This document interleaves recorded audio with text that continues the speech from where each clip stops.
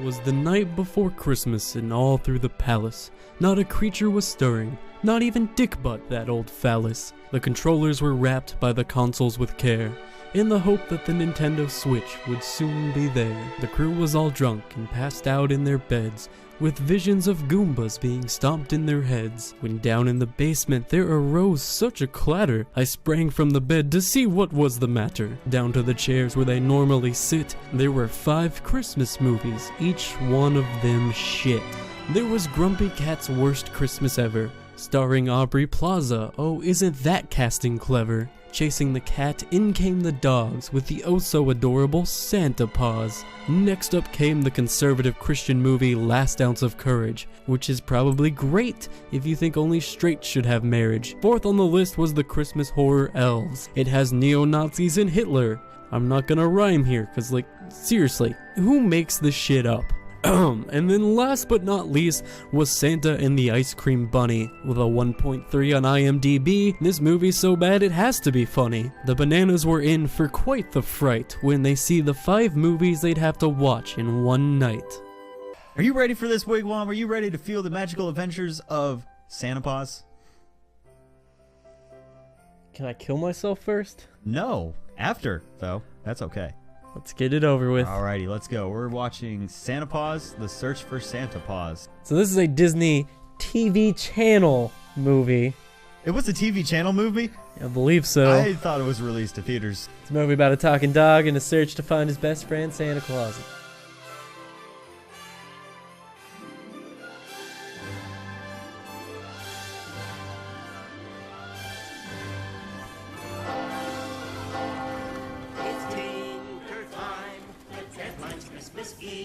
I hate it already. But it's by Disney. It's got to be good.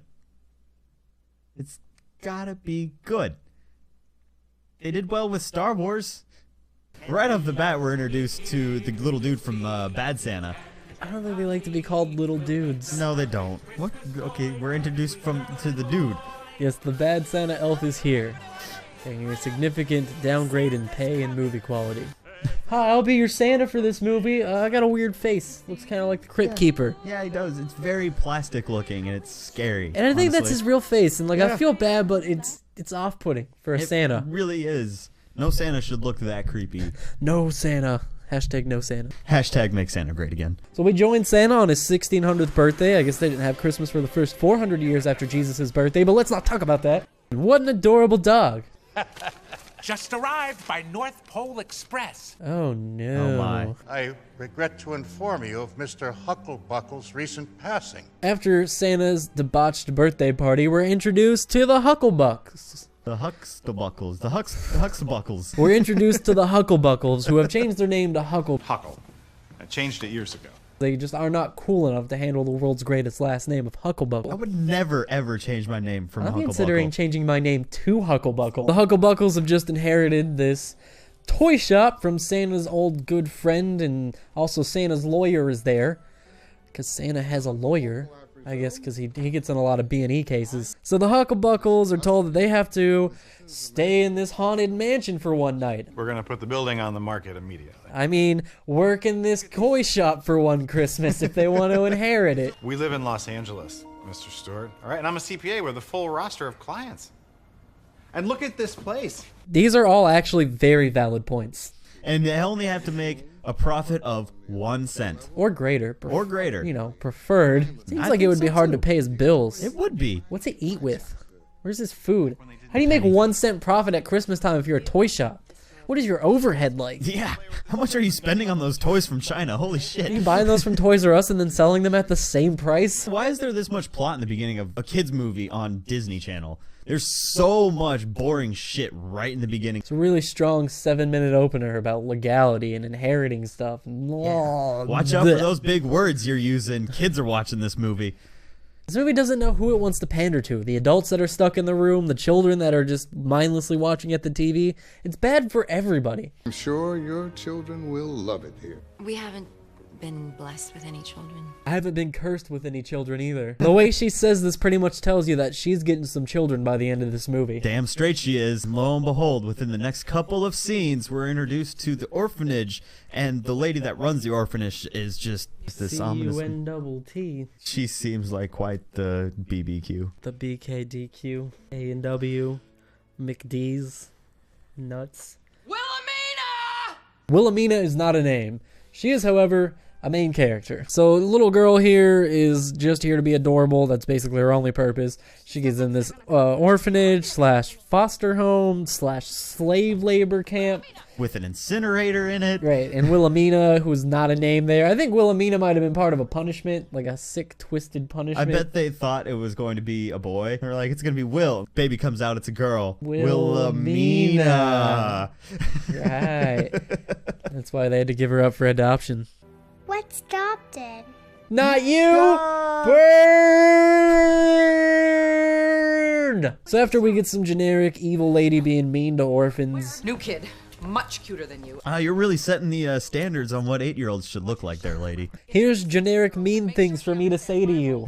This is good dialogue. We're back to Santa's village, and this time Santa's off to create some abominations against God. Using the magical crystal power of not meth, but Christmas. Chris Methis. He's bringing that dog to life with the power of Chris Methis. Yeah, fuck you, God. Yeah. I'm Santa Claus. I stole your son's birthday, and I bring shit to life. Santa God brings little puppy thing to life. And oh boy, are they having their wacky misadventures now. Right from the very start. You made the season joyous. Healed my broken heart. I love this montage in the movie. It's wacky misadventures with Santa Paws and Santa Claus. Normally, to get actual characterization, you would have to have personal and touching moments that reveal insights about the characters in interesting ways. But good thing we sped through that with this adorable montage. Yeah! I hate this movie. You look like you could use a song. Oh boy! You're getting one, whether you want it or not.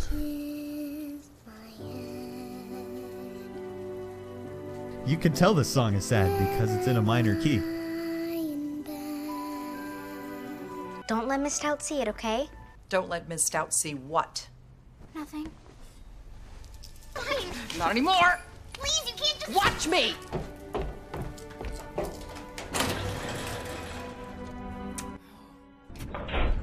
Will you remember me? No! I was really invested in the life of that doll. Damn you, woman! You comically evil bitch!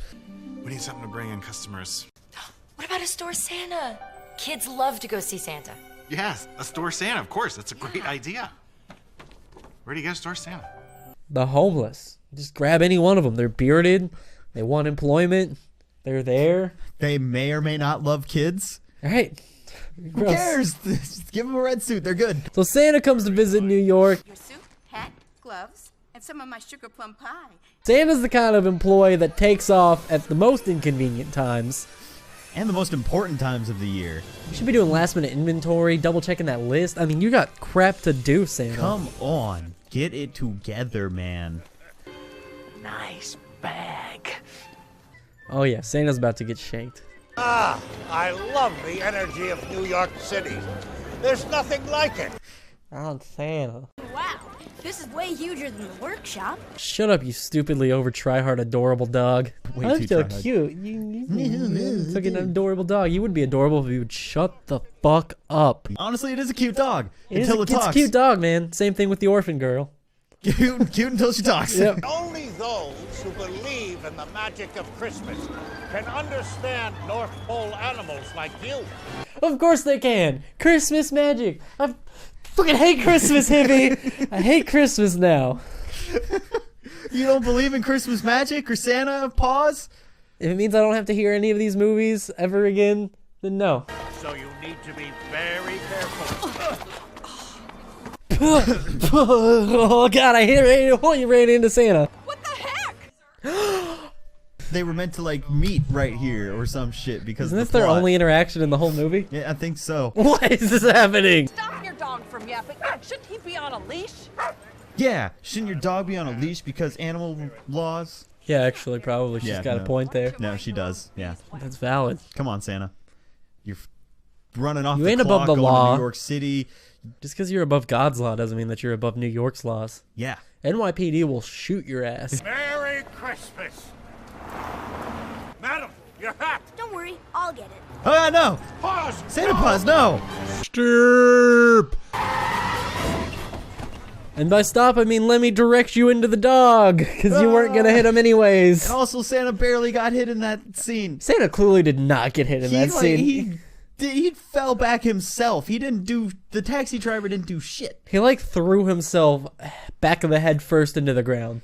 You got what you deserve, Santa. You did. Yeah, cute dog though. This whole movie in a nutshell. That didn't make any sense. Oh, look how cute that dog is. So Santa gets hit by this taxi because Santa's dumb, and then you know he's gonna have amnesia because of course he is. It's one of those movies. Yep, it's one of those movies. And of course, the sleazy homeless guy we saw earlier is gonna come up to Santa and act all out like he's a EMP. Paramedical guy. I'm an EMP. Boom. EMT, Yeah, emergency medical technician. Emergency jigger. He's an emergency jigger. We got an emergency jigger. Anyway, this guy comes up and he acts like he's got a PhD and he knows what he's doing and how to save Santa. And really, he steals Santa's life crystal. Because he's a hobo. Blow. Because he's a hobo and he's nefarious and he's stealing them. And yeah, that's pretty much the plot. Yep, that's pretty much it. Paws gets separated from Santa Claus searching for health because he profiles this little person, thinks he's an elf. Mr. Ralph, wait up! Profiling's not okay, kids. Thought you were a cute dog, but until you profiled that person, that ain't flying anymore. Santa just kind of wanders off. Paws has wandered off. I imagine the orphans have wandered off by now. Yeah, I'm sure that's happening. There you go. That's Act 1. Yep. Get everybody in New York, separate them. Home Alone. Oh, yeah, His head's not actually touching the bench at all. How do you sleep like that? It's got rigor mortis. Like, I can't sleep like this. Oh, now I see. He's going to be the Santa for the Hucklebuckle store because he looks like Santa and also a homeless person at the same time. Man, who says storytelling is hard? This plot shit is easy. Yeah. Like, writes itself. First thing that comes to mind, done. Don't even go back to it. Don't even put a reread pin in it. Don't put it on the wall. Just done. Miss Stout takes 2 hours to get her hair done. I don't know why she bothers. She looks like a hedgehog. What's a hedgehog? What's a hedgehog? You are so dumb. You are so stupid. You should feel terrible. How do you not know what a hedgehog is? Do you know what a brain is? Because you sure shit don't have one. What's adopted? Not you. It amazes me as to how disoriented Santa got after barely being hit by a taxi and really just pushing himself away from the taxi and falling on his own head. If he was truly suffering from that much head trauma, he'd be like dead after 12 hours of non-treatment. His brain would have swollen up and he'd have died. Like if he had a concussion and then fell asleep, yeah, he'd be dead. He'd be super dead. Come on, Disney. Medical accuracy, that's all we're asking for. You can come in. Hey, look, it's the people that are going to adopt you by the end of this movie. Are you here with your mom and dad? They didn't make it. Damn, little girl, you just can't be running into places and saying your parents are dead. Didn't somebody teach you manners? Oh, wait. Oh, my parents are dead and I'm lost. I'm a little fucking annoying piece of shit. This is the most brutal orphan roasting since the Holocaust. And then finally, we're introduced to the evil dog gang filled with a weird assortment of stereotypes. You got reggae dog, and Scottish dog, Listen, laddie. and Gangster dog. State your business, Buster. this scene is like either full of stereotypes or racism. I'm not really sure which, and it's Disney, and I wouldn't put it past them. It's a little bit of everything. It's a little bit Like of good old everything. wholesome Christmas time Disney, you know, offensiveness. Yeah. Gotcha. Okay, didn't know that was a plot convenience, Crystal. Guess now I do. 40 minutes into the movie, and you're just now telling me that that crystal is a convenient plot device? Come on. Solves all your problems magically. Yeah, it gives you immortality. So that means Santa might die. Thank God. We get this Boy Scout style character so that we can have some male representation in the movie so your little brother can also watch it with you, I guess. And, I mean, that's about as much purpose as he has. He talks to the reindeer, they're like, go find Santa, and he's like, but no. And then like, but do it anyways. I hope you're the real Santa Claus. There you go. Yep, that's it. Little orphan met up with Santa Paws. You're a dog. This dog has now become self-aware. You're a dog. LOL. Hilarious meta humor. I'm a dog. Whoa! And brought Santa Paws back to the orphanage, and then we're forced to listen to a 5-minute song about the spirit of Christmas. Are your ears working properly? Not a musical, but only sometimes it is a musical. Every so often they'll spur one in there. How long have they been practicing the song and dance routine? Christmas music still won't make you not an orphan. My God. Jesus Christ, dude. Were you an orphan? No. This movie likes to go through like 3 songs back to back to back just to get them out of the way, and then just back to the drudgery that is the plot. And I just want to say, those kids, they weren't even fucking singing that song. Their lips in those words did not even match up slightly. Not one single bit. And when she comes bursting into the room, her question is not, where'd you get this Christmas tree? Where'd you get all these Christmas decorations? Where'd you get all this stuff? Where'd those dresses come from? It's Wilhelmina, who brought a puppy in here? where the fuck did the dog come from? That's your fucking I'm question. oblivious to everything else. Well, it's because she doesn't believe in the spirit of Christmas. So she doesn't see any of that shit. Is that what we're going with? A little humble pie, how refreshing. Well, actually, my favorite is sugar plum pie. There you have it.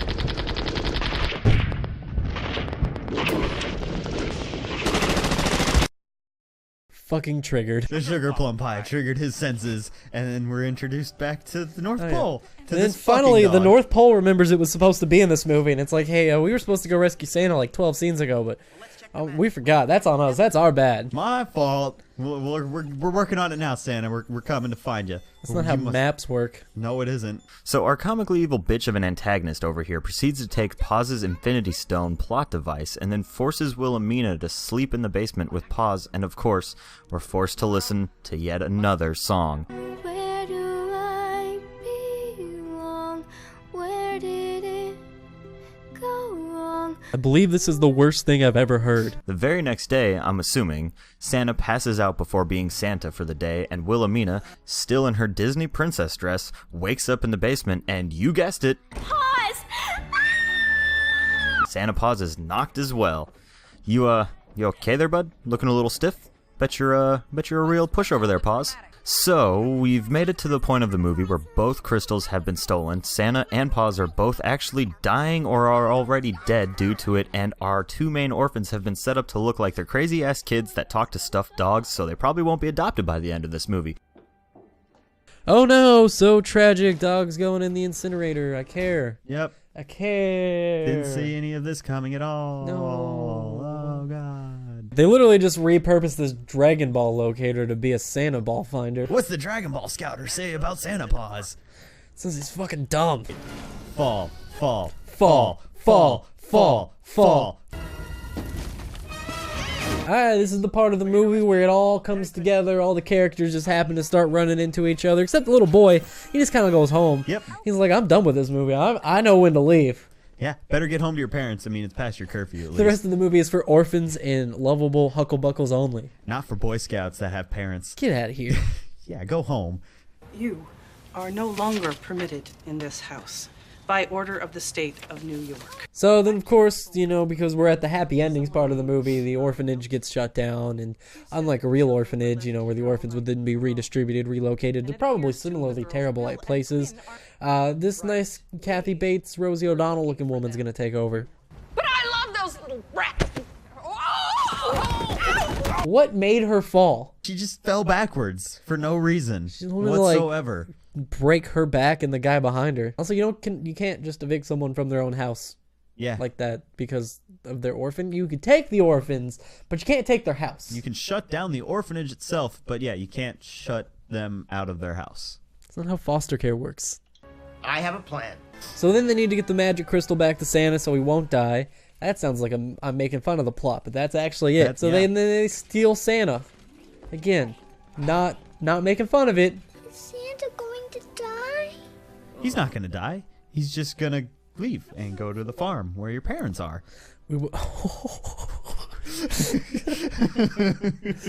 I got nothing.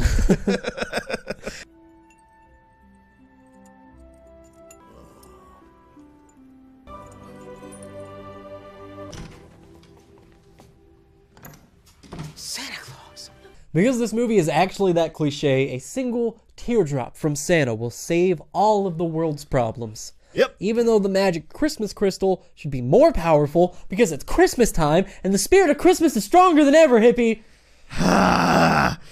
But the one single teardrop is the one thing that saves the entire fucking planet.